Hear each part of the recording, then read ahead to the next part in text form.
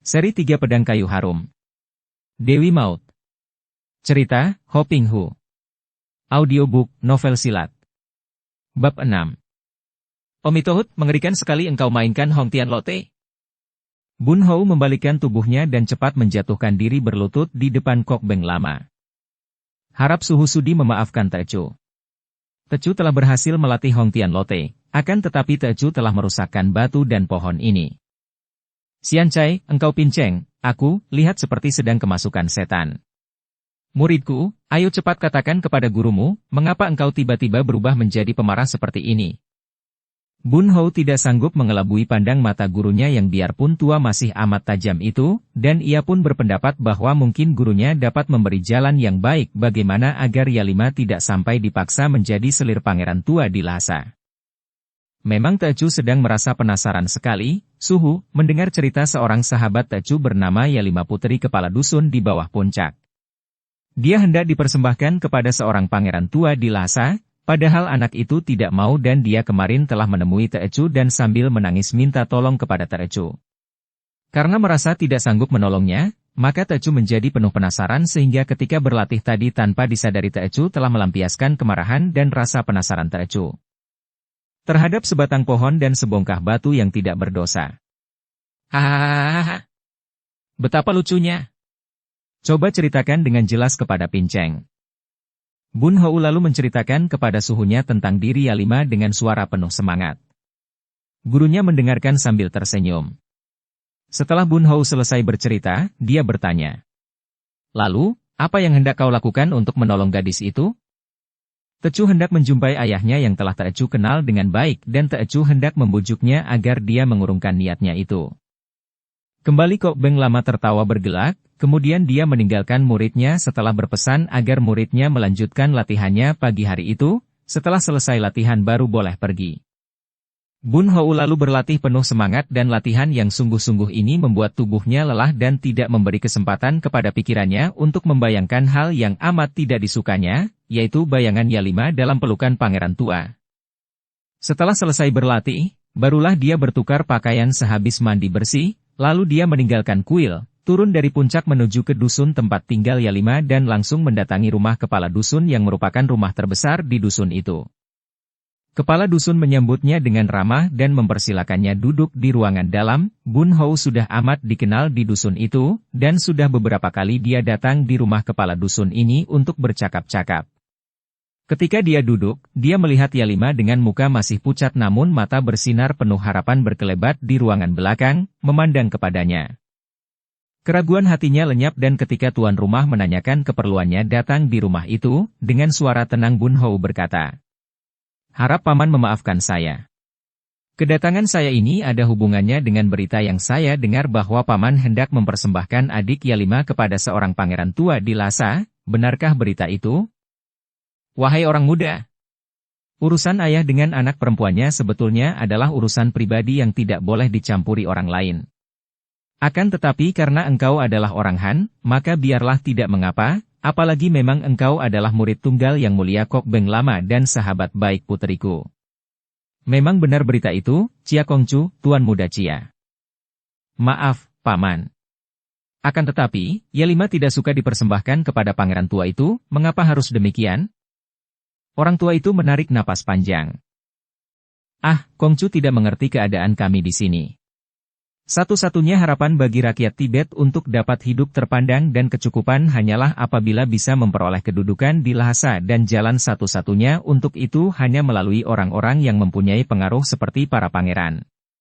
Saya hanya seorang kepala dusun yang miskin dan tidak ada cara lain untuk dapat mendekati seorang pangeran kecuali melalui anak perempuanku yang kebetulan terlahir cantik menarik. Hanya itulah modal kami, Kongcu. Kalau kami melakukan persembahan itu, yang kuyakin akan diterima karena Yalima amat cantik menarik, maka kami sekeluarga akan hidup bahagia. Yalima akan menjadi seorang wanita bangsawan yang terhormat dan kaya raya, orang tuanya juga akan terangkat derajatnya sedangkan dua orang kakaknya akan memperoleh kedudukan mulia di sana. Tapi kesenangan keluarga paman didapatkan dengan mengorbankan Yalima. Itu tidak adil namanya. Yalima akan hidup menderita tekanan batin karena dia tidak suka menjadi selir pangeran tua. Sebagian besar gadis muda juga begitu sebelum mereka tiba di Lhasa. Akan tetapi setelah berada di sana, mereka akan merasa bangga dan gembira sekali. Pula, apakah Kongcu melihat jalan lain agar keluarga kami dapat hidup baik sampai keturunan kami kelak? Bun Hou tidak mampu menjawab. Sampai lama dia mengerutkan keningnya, lalu dia berkata, "Betapapun juga, perbuatan ini tidak adil dan kejam, Paman." Chia Kongcu. Hanya ada satu jalan, dan agaknya kalau Kongcu sudah demikian memperhatikan nasib Yalima, tentu berarti Kongcu mencintanya, bukan? Bun Hou terkejut bukan main seperti disengat ular berbisa. Hampir dia meloncat dari bangku yang didudukinya. Mencinta, teriaknya. Tentu Kongcu mencinta anak kami. Aku tidak tahu, saya suka kepadanya dan kasihan, Paman. Begini, Chia Kongcu. Kalau Kongcu mencintanya dan Kongcu suka mengambilnya sebagai istri, nah biarlah saya akan membatalkan niat mempersembahkan dia kepada pangeran tua di Lhasa. Mempunyai mantu seperti Kongcu juga sudah mengangkat derajat kami dan kelak kami harap Kongcu dapat membantu kedua orang kakaknya itu. Bun Hou tercengang dan melongo seperti seekor monyet mendengar petasan. Ini, saya tidak bisa memutuskan begitu saja, Paman. Ini adalah urusan penting yang harus disetujui orang tuaku dan seujung rambut pun saya belum memikirkan untuk menikah. Kepala dusun itu menarik napas panjang. Kalau begitu, apa boleh buat kami harus membawanya ke Lhasa? Bun Hou merasa diperas dan dia berkata dengan muka merah. Terserah kepada Paman karena dia adalah putri Paman. Yalima tentu akan memaafkan saya karena saya sudah berusaha membujuk Paman. Kalau Paman berkeras hendak menjual putri sendiri, saya tidak bisa melarang, hanya saya selamanya akan menganggap bahwa Paman adalah seorang ayah yang amat keji. Selamat tinggal, Paman. Nanti dulu, orang muda. Kepala dusun itu berkata dan ikut bangkit pula. Duduklah dulu dan jangan tergesa-gesa. Bun Hou duduk kembali karena sadar bahwa sikapnya terlampau kasar, hal ini terdorong oleh kecemasannya memikirkan nasib Yalima. Semua ucapan Kongcu berkesan sekali di hati saya, karena merupakan hal yang baru pertama kali ini terjadi. Selamanya belum pernah ada orang menganggap seorang ayah berlaku keji terhadap putrinya yang dipersembahkan kepada pangeran. Dan juga baru sekarang ini ada orang luar berani mencampuri urusan antara ayah dan anak perempuannya. Baiklah Kongcu. Selama Kongcu menjadi sahabat kami dan sahabat putriku Yalima, selama Kongcu berada di sini, saya berjanji tidak akan mengantar Yalima ke Lhasa. Hati Bun Hou sudah sedemikian girangnya sehingga dia tidak mendengarkan dengan teliti. Dia meloncat dan merangkul kepala dusun itu, menepuk-nepuk pundaknya, bahkan hampir saja dia suka mencium pipi yang berewokan itu saking gembira hatinya. Terima kasih, Paman. Terima kasih, katanya girang dan khawatir kalau kepala dusun itu akan menarik kembali janjinya yang tak disangka-sangkanya itu, dia segera berpamit dan kembali ke kuil. Suhu, Tecu berhasil. Tecu berhasil. Kok Beng lama memandang muridnya yang bersorak-sorak seperti anak kecil itu dengan mulut tersenyum. Tentu saja dia sudah tahu akan semua yang terjadi di rumah kepala dusun, karena sebetulnya muridnya mengunjungi ayah Yalima tadi, dia sudah lebih dulu menemui kepala dusun itu dan semua jawaban kepala dusun termasuk janjinya kepada Bun Hou adalah menurut petunjuknya yang ditaati sepenuhnya oleh kepala dusun itu. Bun Hou, cinta benarkah engkau kepada dara itu? Seperti tadi ketika mendengar perkataan tentang cinta dari kepala dusun, kini Bun Hou terkejut, bahkan lebih kaget daripada tadi karena yang berkata adalah suhunya. Seluruh mukanya berubah menjadi merah ketika dia mengangkat muka memandang wajah gurunya. Suhu, Tecu suka dan kasihan kepada adik Yalima. Itu tandanya cinta, maka engkau membelanya mati-matian. Tecu tidak tahu, Tecu tidak mengerti apa yang dimaksudkan dengan cinta. Dan tentang pembelaan itu, andai kata Yalima itu seorang gadis lain yang mengalami nasib sama, hendak dipaksa di luar kehendaknya dipersembahkan kepada seorang pangeran tua, agaknya Tecu juga akan membelanya. Apalagi dia yang selama ini menjadi sahabat baik Tecu. Kok Beng lama menghela napas. Pinceng mengerti, muridku. Akan tetapi, pembelaanmu ini tentu saja menimbulkan harapan-harapan di dalam hati keluarganya, dan di dalam hati dara itu sendiri. Bun Hou tidak mengerti dan menjawab seperti hendak membela diri. Dia menangis dan minta pertolongan Tecu. Sudahlah, Bun Hou. Memang sebaiknya kalau kau tidak jatuh cinta kepada darah itu, karena hal itu hanya akan mendatangkan keruwetan saja dalam hidupmu. Ah, agaknya engkau lupa bahwa waktu yang kita janjikan, yaitu 5 tahun, telah lewat tanpa terasa oleh kita. Kurasa dalam hari-hari mendatang ini ayahmu akan datang untuk menjemputmu pergi dari sini.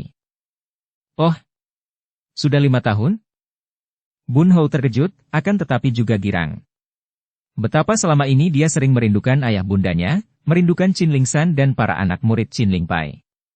Setelah kini dia hampir dapat melupakan kerinduannya karena kehidupan yang mulai menarik di Tibet. Tahu-tahu 5 tahun telah lewat dan dalam waktu singkat dia akan ikut ayahnya kembali ke Qin Lingshan. Tecu senang tinggal di sini, Suhu, dan Tecu sedang berlatih dengan giat. Muridku, ada waktunya berkumpul tentu akan tiba saatnya berpisah. Mengenai ilmu, semua ilmu yang ku kenal telah kuberikan kepadamu, dan ditambah dengan ilmu yang kau pelajari dari ayahmu, kiranya engkau sekarang telah melebihi Pinceng sendiri. Nah, kau bersiap-siaplah sebelum ayahmu tiba-tiba datang mengajakmu pergi agar engkau tidak menjadi kaget. Bun Hou pergi meninggalkan suhunya dengan perasaan tidak karuan rasanya. Ada rasa girang, akan tetapi juga ada rasa sedih meninggalkan tempat yang mulai disukanya itu. Dia naik ke puncak yang menjadi tempat kesukaannya itu dan duduk termenung di atas batu. Apalagi ketika tempat ini mengingatkan dia kepada Yalima karena baru kemarin darah itu menangis dan menemuinya di tempat ini. Seketika kegembiraannya untuk pulang ke Qin Lingshan lenyap. Teringatlah dia sekarang mengapa Yalima menolak dan menangis ketika hendak dibawa pergi ke Lhasa oleh ayahnya. Apa kata gadis itu? Bahwa Yalima tidak bisa meninggalkan tempat ini, tidak bisa meninggalkan dia. Dan sekarang tiba giliran dia yang harus pergi dan dia merasa betapa beratnya meninggalkan pegunungan ini, betapa beratnya meninggalkan Yalima. Houko, kakak Hou. Bun Hou menengok dan tersenyum melihat Yalima berlari-lari naik ke puncak itu. Ketika tiba di depannya, seluruh wajah yang halus itu kemerahan dan napasnya terengah-engah karena dia tadi lari terus pada jalan yang mendaki. Betapa segarnya sepasang pipi itu, kemerahan seperti digosok yanci. Betapa beningnya sepasang mata yang bersinar-sinar itu, bagian putihnya amat bersih dan manik hitamnya berkilauan. Dan mulut itu tersenyum lebar, segar kemerahan dan amat manisnya, dengan bibir basah dan penuh, terhias lesung pipit di sebelah kiri ujung mulut. Koko, terima kasih, katanya dan langsung dia berlutut di depan Bun Hou sambil memegang tangan pemuda itu, digenggamnya erat-erat dengan kedua tangannya. Terima kasih, Houko. Engkau telah menghidupkan kembali Yalima. Bun Hou tersenyum. Rasa kebahagiaan yang aneh dan hangat menyelinap ke dalam hatinya, terasa benar olehnya. Dia membalas genggaman jari-jari tangan kecil itu dan berkata, Aku girang melihat engkau bergembira, Yalima adikku yang manis. Dukung channel Novel Silat dengan subscribe, follow, like, komen dan share. Sambil mengguncang-guncang tangan Bun Hou karena gelora perasaannya, darah itu bercerita. Aku mendengarkan semua percakapan antara engkau dan ayah. Aku bersembunyi di balik bilik itu dan tahukah apa yang menjadi keputusanku di saat itu? Kalau engkau tidak berhasil, kalau ayah bersikeras memaksaku, aku akan bunuh diri. Moi. Benar, Koko. Akan tetapi ketika mendengar ayah akhirnya berjanji padamu tidak akan membawaku ke Lhasa, hampir aku berteriak-teriak saking senangku, akan tetapi aku tidak berani berteriak dan aku hanya menari-nari saja. Houko, engkau membikin aku bahagia sekali, sampai mati aku tidak akan melupakan pertolonganmu, Koko. Terdorong oleh gelora hatinya yang penuh kelegaan dan kebahagiaan, merasa telah terlepas dari ancaman yang amat mengerikan baginya, Yalima lalu membawa tangan pemuda yang digenggamnya itu ke depan mukanya, dibelainya dengan hidung, bibir, dan pipinya. Jantung Bun Hou berdebar keras, tangannya yang diciumi oleh darah itu menjadi gemetar dan dia cepat-cepat menarik tangannya, lalu merangkul sehingga Yalima rebah di atas dadanya dan tidak dapat lagi menciumi tangannya. Yalima seperti tidak bertulang lagi, begitu lemas dan lunak rebah di atas dadanya, kepalanya bersandar di atas dada dan kedua lengan Bun Hou tanpa disengaja memeluk pinggangnya. Yalima juga melingkarkan kedua lengan di atas lengan pemuda itu, memegangi tangannya seolah-olah tidak ingin kedua lengan pemuda itu terlepas lagi dari rangkulan pada punggungnya. Duduk seperti itu, bersandar di dada dan dipeluk pinggangnya, mendatangkan rasa aman dan nyaman, dia merasa seperti terayun-ayun di antara gumpalan awan putih di langit biru, begitu penuh damai, tenteram bahagia dan bebas dari segala ancaman. Yalima memejamkan matanya, takut kalau-kalau yang dialaminya ini hanya mimpi lagi saja seperti yang terlalu sering dia mimpikan. Dia tidak ingin pengalaman ini, biar dalam mimpi sekalipun, untuk berakhir, ingin rebah seperti itu selama hidupnya. Sampai lama dua orang muda itu duduk seperti itu. Bun Hou di belakang, Yalima di depan setengah rebah di dadanya, kedua lengannya melingkari pinggang yang amat kecil itu dan jari-jari tangan Yalima tergetar-getar dan halus seperti anak-anak ayam yang baru menetas, hinggap di atas kedua tangannya.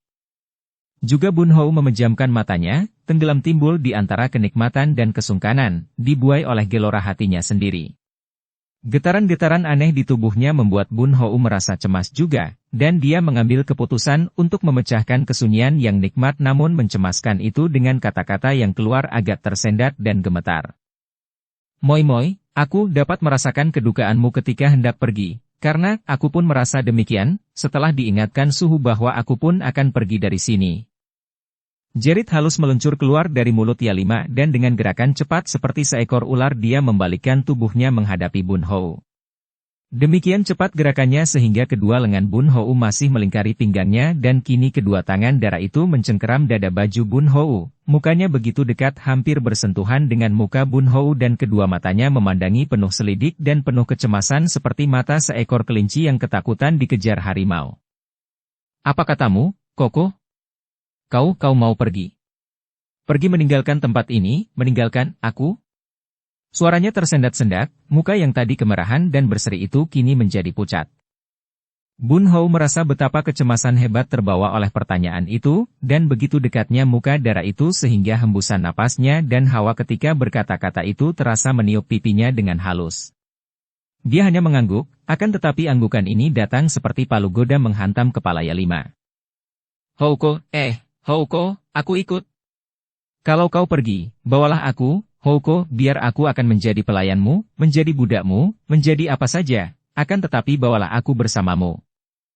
Melihat sepasang mata lebar dan indah itu terbelalak penuh kecemasan, hidung yang kecil mancung itu kembang kempis cupingnya seperti mau menangis, mulut yang mungil dengan bibir yang merah basah itu tergetar dan gigi-gigi kecil putih seperti mutiara menggigit bibir bawah yang merah penuh seolah-olah mudah pecah itu untuk menahan tangis. Bun Hou merasa terharu sekali.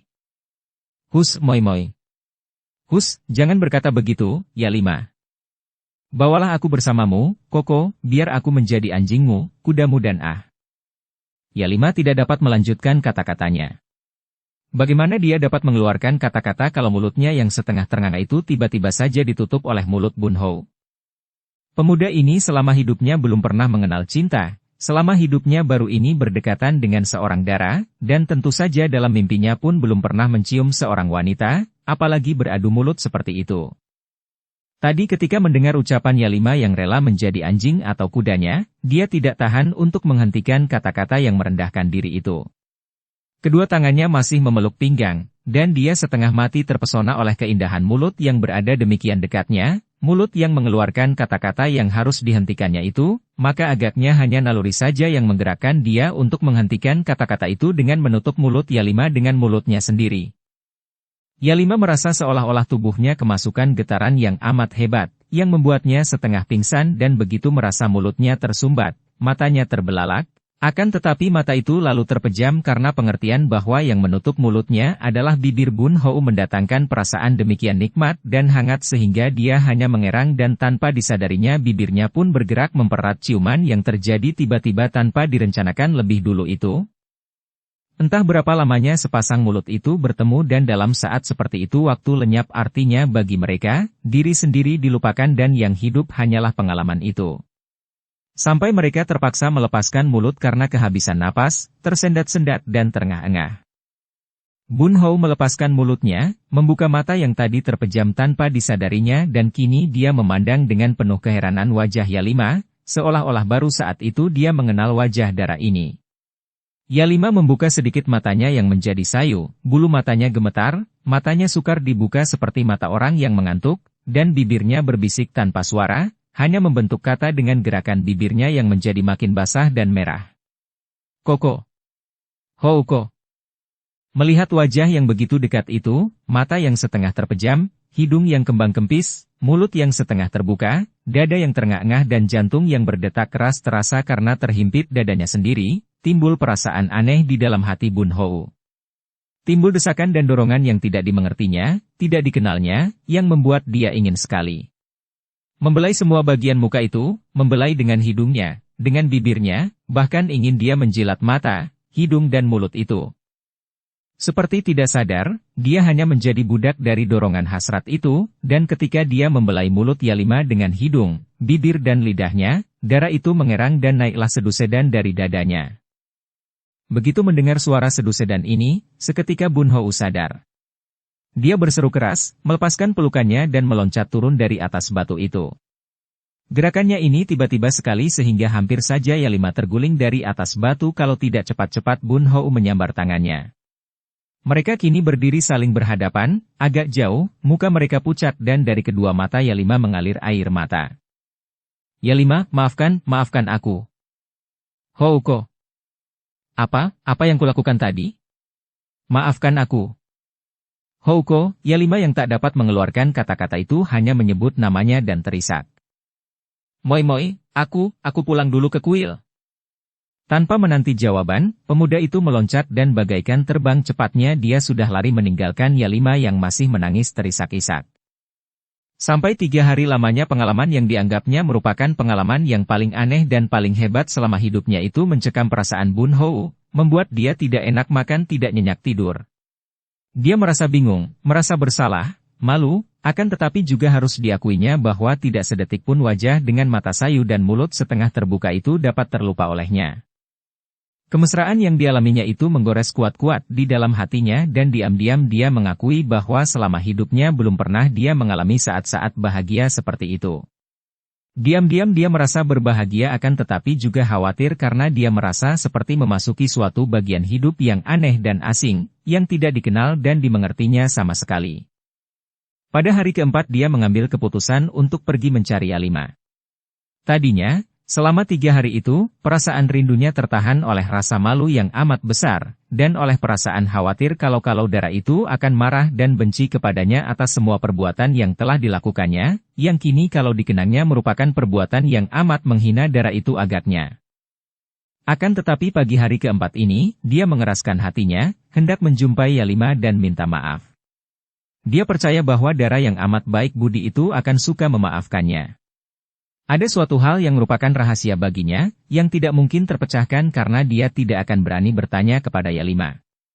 Yaitu, ketika mereka beradu bibir dan mulut mereka saling bertemu, benarkah bibir Dara ini bergerak-gerak menyambutnya, mengecupnya, dan terasa olehnya ada 2 lengan kecil halus melingkari lehernya. Setelah mengenakan pakaiannya yang terbaik, Bun Hou keluar dari kamarnya, akan tetapi tiba-tiba suara suhunya di ruangan depan memanggilnya. Ketika dia memasuki ruangan itu, dia melihat ada 4 orang laki-laki yang berusia antara 50 sampai 60 tahun lebih, bersikap sederhana namun gagah, duduk di ruangan itu berhadapan dengan suhunya. Toa Suheng, kakak seperguruan pertama. Ji Suheng, kakak seperguruan kedua. Bun Hou segera lari masuk dan cepat menjura dengan hormat kepada 4 orang tamu itu yang bukan lain adalah 4 orang pertama dari Cap It Hohan, murid-murid kepala ketua Chin Ling Pai yang diutus oleh guru mereka untuk menjemput Bun Hou pulang. 2 orang pertama, Kui Qin Tan dan adiknya, Kui Qin Chi, amat sayang kepada Bun Hou yang biarpun terhitung adik seperguruan mereka namun seperti anak atau keponakan mereka sendiri yang mereka kenal sejak lahir dan sejak kecilnya. Sute, engkau telah menjadi seorang pemuda perkasa. Kui Kinta yang kini telah menjadi seorang kakek berusia 60 tahun lebih itu berseru gembira sambil memegang lengan pemuda itu. Tentu kepandaianmu telah menjadi hebat sekali sekarang, Sute. Kui Kinci juga memuji dan demikian pula, orang ketiga dan keempat dari Cap It Hohan menyatakan kegembiraan hatinya. Kami diutus oleh ayahmu untuk menjemputmu pulang, Sute, kata pula Kui Kinta. Bun Hou mengangguk, terhimpit antara perasaan suka dan duka, akan tetapi sebagai seorang pemuda gemblengan dia telah dapat membuat air mukanya biasa saja, bahkan kelihatan girang ketika dia menjawab. Beri aku waktu 2 hari, Toa Suheng. Aku harus pamit dulu kepada seluruh sahabatku di daerah ini. 4 orang Cap It Hohan itu tidak menaruh keberatan karena selain mereka tidak tergesa-gesa, juga mereka merasa senang dengan tempat yang indah itu, dan perjalanan jauh itu melelahkan sehingga beristirahat barang 2-3 hari amat baik bagi mereka. Para pendeta lama lalu mempersiapkan sebuah kamar tamu untuk mereka, dan Kok Beng lama segera meninggalkan muridnya agar dapat bercakap-cakap dengan para suhengnya itu. Memang telah beberapa bulan ini Kok Beng lama jarang meninggalkan kamarnya di mana dia selalu duduk bersamadi dengan tenangnya. Hampir sehari lamanya Bun Hou bercakap-cakap dengan keempat orang suhengnya, saling menuturkan keadaan selama 5 tahun ini. Mendengar bahwa ayah bundanya dan Chin Lingpai baik-baik saja, senanglah hati Bun Hou dan penuturan 4 orang suhengnya itu menimbulkan rasa rindu kepada kampung halamannya. Sore hari itu dan keesokan harinya dipergunakan untuk berpamit dari para penghuni dusun-dusun di sekitar tempat itu. Akan tetapi dia masih belum berani mengunjungi dusun Yalima. Dia merasa bingung dan ngeri kalau harus berpamit dari Yalima, sedangkan urusan kemarin dulu itu pun belum dibereskannya. Dan selama itu, tidak nampak Yalima datang mencarinya. Agaknya Dara itu marah dan benci kepadanya. Dan kalau dia harus datang hanya untuk berpamit pergi meninggalkan Yalima, sungguh tugas ini amat berat dan pertemuan itu tentu tidak menyenangkan. Maka, setelah bersangsi sampai lama di puncak, memandang ke arah dusun tempat tinggal Yalima, akhirnya dia memutuskan untuk besok pada hari terakhir saja sebelum berangkat mengunjungi dusun itu dan minta diri dari Yalima dan keluarganya. Maka dia lalu menuruni puncak dan berjalan perlahan-lahan kembali ke kuil. Kunjungan terakhir di puncak itu benar-benar membuat dia lemas karena teringatlah semua pengalamannya yang hebat dengan Yalima di puncak itu. Dalam perjalanan ke kuil ini, Bun Hou melangkah perlahan-lahan dan pikirannya bekerja keras. Dia memang ingin pulang, rindu kepada ayah bundanya, dan juga tidak mungkin dia harus bersembunyi di tempat sunyi ini, karena, seperti kata gurunya, kepandaiannya akan terpendam dan jerih payahnya sejak kecil melatih diri dengan banyak ilmu akan sia-sia belaka kalau tidak dipergunakan untuk kemanusiaan. Memang seluruh perasaannya sudah menariknya untuk segera pulang ke Chinlingshan. Akan tetapi setiap kali teringat kepada Yalima, jantungnya menjadi perih rasanya. Baru beberapa hari ini dia telah melakukan hal yang amat tidak patut kepada Dara itu, dan kini dia akan meninggalkannya. Teringat akan ini, lenyaplah semua kegembiraannya akan pulang ke Chinlingshan dan dia menjadi bingung. Sebagian hatinya ingin segera pulang ke Chinlingshan, akan tetapi sebagian lagi ingin selalu berdekatan dengan Yalima. Seperti biasa, dia memasuki kuil melalui pintu belakang yang berbentuk bulan purnama dan yang menembus taman bunga di belakang bangunan-bangunan kuil. Ketika dia hendak memasuki pintu bulan itu, terdengar suara berkeresekan. Pendengarannya amat tajam dan dia cepat menengok, hanya untuk terpaku di tempatnya karena dia melihat Yalima berdiri dengan pakaian dan rambut kusut, wajah pucat dan pandang mata sayu, mata layu karena banyak menangis agaknya. Yalima! Houko! Dara itu terisak. Aku mendengar dari orang-orang kau akan pergi. Yalima! Houko! Seperti ditarik oleh besi sembrani, kedua orang muda itu lari saling menghampiri dengan kedua pasang tangan mereka terkembang dan di lain saat mereka sudah saling dekap. Kedua lengan Bun Hou melingkari punggung dan kedua lengan Yalima melingkari leher. Di antara isak tangis Yalima, seperti tidak disengaja, kembali dua mulut itu bertemu dalam suatu ciuman yang mesra, yang disertai oleh seluruh gairah perasaan yang menggelora, yang panas dan menjadi pelepasan seluruh kerinduan hati. Yalima! Koko! Aku ikut demi para dewa, aku ikut, jangan kau tinggalkan aku, Houko. Mereka mengeluh, merintih dan saling berciuman seolah-olah kehidupan mereka bergantung dari pertemuan yang asyik masyuk ini. Bun Hou memegang kedua pundak Dara itu dan memaksanya dengan halus untuk melepaskan pelukan mereka. Sejenak mereka saling pandang, air mata masih bercucuran menimpa sepasang pipi yang kini menjadi agak kemerahan itu, dan banyak air mata itu juga telah membasahi muka Bun Hou ketika mereka berciuman tadi. Yalima, kau memaafkan aku tentang kemarin dulu. Bun Hou berkata gugup dan seketika dia sadar betapa bodohnya pertanyaannya itu. Bagaimana dia mengharapkan maaf tentang kesalahannya, menciumi gadis itu kalau sekarang begitu berjumpa mereka sudah saling berciuman lagi? Houko, aku tidak akan memaafkan apa-apa karena kau tidak bersalah apa-apa, Dara itu mulai bicara lancar. Akan tetapi kembali tersendat-sendat kalau teringat betapa pemuda ini akan meninggalkannya. Akan tetapi, jangan tinggalkan aku, kau bawalah aku bersamamu, Koko. Tenang dan sabarlah, Moi. Mari kita duduk dan bicara dengan baik. Dia menuntun tangan gadis itu dan mereka duduk di bawah pohon di luar taman itu, terhalang oleh pagar tembok. Dengan kedua pasang tangan masih saling berpegangan, Bun Hou lalu berkata lirih. Ya Lima, aku terpaksa akan pulang dulu ke Chinlingsan karena ayahku telah mengutus 4 orang suhengku untuk menjemputku. Dan engkau tentu mengerti bahwa tidaklah mungkin untuk mengajakmu begitu saja.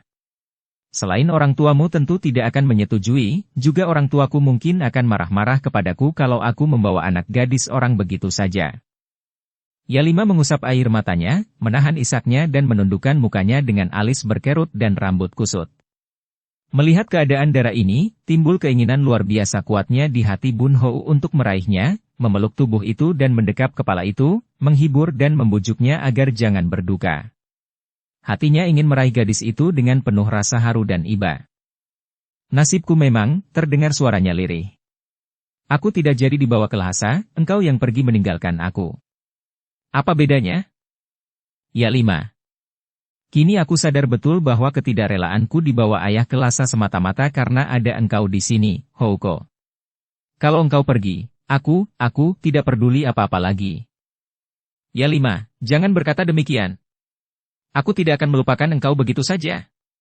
Aku suka dan kasihan kepadamu, aku tidak suka melihat engkau menderita atau berduka hanya, sementara ini, tak mungkin aku mengajakmu ke Chinlingsan.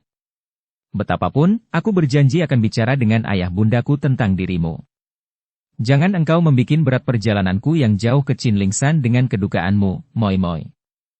Ya Lima makin menunduk, sejenak seperti orang berpikir, kemudian menghapus air matanya dan dia bangkit berdiri, senyum paksaan membayang di wajahnya. Baik, Koko. Baiklah, pulanglah engkau, dan aku mengaturkan selamat jalan. Memang aku bodoh, mengapa minta yang bukan-bukan dan yang tidak mungkin? Apapun yang akan terjadi dengan diriku, aku sudah merasa bahagia karena engkau, suka dan kasihan kepadaku. Selamat jalan, Koko. Dia lalu membalikkan tubuhnya dan lari, menahan isaknya. Moi-moi. Sekali meloncat, Bun Hou sudah berada di depan gadis itu, menghalang jalan. Mereka berdiri berhadapan. Houko. Ya Lima tak dapat menahan jeritnya dan dia lalu menubruk, merangkul dan kembali dua orang muda itu saling rangkul dan saling dekap dengan ketat seolah-olah hendak melebur tubuh masing-masing menjadi satu agar jangan sampai terpisah lagi. Terdengar suara orang terbatuk-batuk dari balik pintu. Bun Hou cepat melepaskan pelukan dan ciumannya. Dua butir air mata berlinang di pelupuk matanya dan baru sekali ini dia begitu terharu sampai melinangkan air mata. Cepat dia menengok dan mukanya berubah menjadi merah sampai ke lehernya ketika dia melihat bahwa yang batuk-batuk itu adalah Kui Kinta, Toa Suhengnya. Toa Suheng ini, dia ini, ya Lima sahabatku. Sute, kita harus berangkat sekarang juga, harap kau bersiap-siap. Suara Suhengnya agak kering karena betapapun juga, hati murid pertama dari Chin Lingpai ini terkejut dan tidak suka menyaksikan perbuatan sutenya yang berdekapan dan berciuman di tempat terbuka seperti itu dengan seorang dara Tibet. Maafkan saya, Ya Lima berkata sambil menjura kepada Kui Kinta dengan suara gemetar, kemudian sekali lagi dia memandang dengan sinar mata mengandung 1001 macam perasaan ke arah wajah Bun Hou, kemudian membalikkan tubuhnya dan pergi dari situ. Maaf, Suheng, Bun Hou berkata sambil menundukkan mukanya. Dia sahabat baik, seperti adik sendiri, dan dia amat berduka oleh perpisahan ini. Tidak apa, Sute. Aku mengerti perasaan hati orang muda, asal engkau hati-hati dan tidak mudah tunduk terhadap perasaan muda yang menggelora dan berbahaya dan tidak sembarangan memilih. Hatiku terasa tidak enak, maka aku telah memutuskan bersama para suhengmu yang juga merasa tidak enak, untuk berangkat sekarang juga. Malam ini terang bulan dan perjalanan di pegunungan di malam terang bulan tentu indah sekali. Baik, Suheng. Setelah berkemas, Bun Hou dan 4 orang suhengnya berpamit kepada Kok Beng Lama yang masih duduk bersama di dalam kamarnya. Kakek ini sama sekali tidak membuka matanya ketika 5 orang itu berlutut dan minta diri, akan tetapi ketika mereka berlima meninggalkan kamar itu, Bun Hou mendengar suara gurunya berbisik di telinganya. Selamat berpisah, muridku, dan lupakan saja Ya Lima. Bun Hou tidak terkejut karena maklum bahwa suhunya telah menggunakan ilmunya yang disebut Choan In Jip Bit, ilmu mengirim suara dari jauh, yang dia pun sudah dapat melakukannya, yaitu menggunakan kaikang yang kuat menunjukkan suara hanya untuk telinga orang yang ditujunya. Akan tetapi dia merasa terkejut mendengar pesan agar dia melupakan Ya Lima. Mungkinkah ini? Dia tidak percaya bahwa dia akan mampu melupakan darah itu. Dia lupa akan janji ayah Yelima kepadanya, yaitu bahwa selama Bun Hou berada di tempat itu, kepala dusun itu tidak akan membawa Yelima ke Lhasa. Tentu saja sekarang setelah Bun Hou pergi dan tidak berada di tempat itu, lain lagi persoalannya. Laki-laki yang berdiri termenung di tepi telaga Kuiou itu adalah seorang yang bertubuh sedang, namun tegap dan membayangkan kekuatan dahsyat. Pakaiannya sederhana saja namun pakaian dalamnya ringkas tertutup jubah lebar dan lengan panjang yang digulung di bagian pergelangannya. Di balik jubah lebar itu dia membawa sebatang pedang yang tergantung di pinggang, agak ke atas sehingga ujungnya tidak sampai tersembul keluar dari jubah lebar itu. Kepalanya tertutup rambut yang hitam tebal, dikumpulkan ke belakang menjadi sehelai kuncir yang besar dan tebal, dan pada saat itu kuncirnya melibat pundak dan lehernya. Seorang laki-laki yang bersikap gagah, berwajah tampan dengan sepasang mata yang amat tajam, berusia kurang lebih 36 tahun. Agaknya dia termenung cukup lama di tepi telaga, dan memang demikianlah. Telaga Kuiou ini mendatangkan kenang-kenangan hebat dalam ingatannya, kenang-kenangan manis dan pahit menjadi satu. Pria ini adalah pendekar sakti Yap Kun Liong yang kini tinggal di Lengkok, yaitu tempat tinggal mendiang ayah bundanya, bersama istrinya yang tercinta yang bernama Pek Hong Ing, putri dari Kok Beng Lama dan Yap Meilan, seorang anak mereka, anak tunggal yang sebetulnya hanyalah anak tiri dari Pek Hong Ing. Seperti telah diceritakan di dalam cerita petualang asmara, pendekar sakti Yap Kun Liong pernah melakukan hubungan badan, bermain cinta dengan seorang wanita bernama Lim Fisian yang sekarang telah meninggal dunia. Hubungan yang terjadi karena cinta sepihak dari Lim Fisian ini menghasilkan seorang anak perempuan, dan sebelum Lim Fisian dan suaminya yang syah meninggal dunia, wanita yang mencintai Yap Kun Liong ini menyerahkan anak mereka kepada pendekar ini. Pek Hong Ing adalah seorang wanita yang bijaksana dan dengan hati murni mencinta suaminya, maka pengakuan Kun Liong tentang anak ini diterima dengan penuh pengertian dan kesabaran sehingga anak itu kemudian mereka pelihara dan tidak ada orang lain kecuali Kun Liong dan beberapa orang tokoh yang dekat hubungannya dengan mereka mengerti bahwa Yap Meilan. Demikian nama anak perempuan itu adalah anak tiri Pek Hong Ing. Anak itu sendiri tidak tahu dan menganggap bahwa Pek Hong Ing adalah ibu kandungnya. Karena teringat akan mendiang ayah bundanya, Kun Liong mengajak istri dan anaknya tinggal di Lengkok di mana dahulu orang tuanya tinggal dan mengalami malapetaka dalam hidup mereka, baca petualang asmara. Di kota ini dia melanjutkan usaha orang tuanya, yaitu membuka toko obat, karena dia juga mewarisi kitab tentang pengobatan dari ibunya. Karena Kun Liong dan istrinya tidak pernah menonjolkan diri, maka tidak ada seorang pun mengira bahwa suami dan istri itu adalah pasangan pendekar yang berilmu tinggi terutama sekali Kun Liong yang memiliki kepandaian amat tinggi dan sukar dicari bandingnya. Kun Liong juga tidak mengambil murid, hanya melatih anaknya sendiri, Meilan yang pada waktu itu telah berusia 14 tahun, seorang dara remaja yang lincah jenaka, memiliki mulut yang amat indah seperti mulut ibu kandungnya, Lim Fisian, yang pernah membuat Kun Liong tergila-gila hanya karena keindahan mulutnya. Beberapa pekan yang lalu, tak tersangka-sangka Kun Liong kedatangan seorang yang cepat disambutnya dengan penuh kehormatan karena orang itu bukan lain adalah seorang di antara guru-gurunya dan merupakan orang yang paling dihormatinya, yaitu Chia Keng Hong, kakek yang menjadi ketua Chin Ling Pai bersama istrinya. Kun Liong dan istrinya menyambut tergopoh-gopoh dengan penuh kehormatan dan kegembiraan, dan mereka berempat mengobrol sampai jauh malam sebelum suami istri dari Chin Ling Pai itu dipersilakan mengasuh dalam kamar tamu. Yap Meilan yang terheran melihat ayah bundanya begitu menghormat tamu-tamu itu, mendengar penuturan ayah bundanya tentang pendekar sakti Chia Keng Hong yang menjadi ketua Chin Ling Pai, dan dara remaja ini pun menjadi kagum sekali. Kegembiraan Kun Liong bertambah ketika mendengar pada keesokan harinya bahwa kedatangan dua orang terhormat itu adalah untuk membicarakan tentang perjodohan putra ketua Chin Ling Pai itu dengan Yap In Hong, adiknya. Putra kami tinggal seorang, demikian pula keturunan orang tuamu tinggal adikmu itu, Kun Liong. Maka harapan kami agar pertalian antara kami dan orang tuamu dapat disambung dengan perjodohan ini. Karena orang tuamu sudah tidak ada, maka tentu saja engkau menjadi wali dari adikmu itu, demikian antara lain Keng Hong ketua Chin Ling Pai itu berkata. Mendengar ini, Kun Liong mengangguk-angguk dan terbayanglah semua peristiwa yang lalu. Pernah dia hendak dijodohkan dengan Chia Giok Keng, putri pendekar sakti ini, namun karena tidak saling mencinta, perjodohan itu gagal, baca petualang asmara. Giok Kang menikah dengan Lie Kong Tek murid Hong Kai Hoatsu, sedangkan dia menikah dengan Pek Hong Ing putri Kok Beng lama. Agaknya hati ketua Chin Ling Pai ini masih penasaran dan kini ingin menyambung pertalian keluarga itu antara putra mereka dan adiknya. Akan tetapi, betapapun juga usul yang amat menggembirakan hatinya ini dibarengi dengan kekhawatiran yang amat besar pula. Sejak kecil adiknya itu, Yap In Hong, dipelihara sebagai murid terkasih oleh Hyo Bi Kiok yang karena cinta terhadap dirinya tidak terbalas menjadi benci kepadanya dan memusuhinya. Tecu, murid, akan berusaha untuk mencari dan memberitahu kepada adik In Hong tentang usul perjodohan yang amat baik ini. Hanya demikian kesanggupannya, karena biarpun dia sudah mendengar bahwa Hyo Bi Kiok telah menjadi ketua Giok Hongpang dan kini bermarkas di Kuiyou, akan tetapi masih ragu-ragu apakah perintahnya kepada adik kandungnya untuk menerima jodoh putra ketua Chin Ling Pai ini akan ditaati oleh adiknya. Terutama sekali karena di sana terdapat Hyo Bi Kiok yang mengambil sikap sebagai musuhnya, baca petualang asmara. Demikianlah, setelah ketua Chin Ling Pai yang tinggal selama sepekan di Lengkok itu pulang bersama istrinya. Kembali ke Chin Ling San, Yap Kun Leong lalu pergi untuk mencari adik kandungnya itu. Melihat latar belakang hubungan Hyo Bi Kiok dengan suaminya, maka Pek Hong Ing mengerti bahwa kalau dia ikut pergi, hal itu hanya akan menambah kacau keadaan saja.